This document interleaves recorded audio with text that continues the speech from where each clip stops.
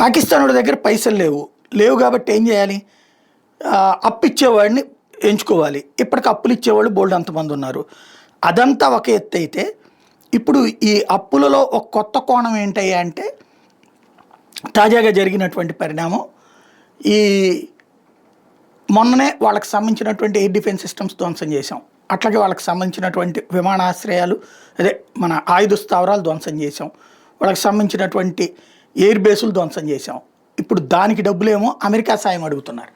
రెండో వైపున చైనా వాళ్ళ నుంచి, చైనా వాళ్ళు ఈ పరిస్థితిని అడ్డం పెట్టుకుని పాకిస్తాన్కి అప్పుగా ఇస్తున్నారట HQ-9 ఎయిర్ డిఫెన్స్ సిస్టమ్. మొన్న ఏదైతే మనం ధ్వంసం చేశామో దాని ప్లేస్లో HQ-9 అని చెప్పి కొత్తది కనిపెట్టిందంటే ఎయిర్ డిఫెన్స్ సిస్టమ్.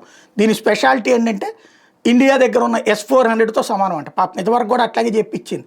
దాన్ని మనం కొడితే చచ్చిపోయింది. ఇప్పుడు మళ్ళీ అట్లాంటిది ఇంకోటి అంటగడుతున్నటువంటి పరిస్థితి.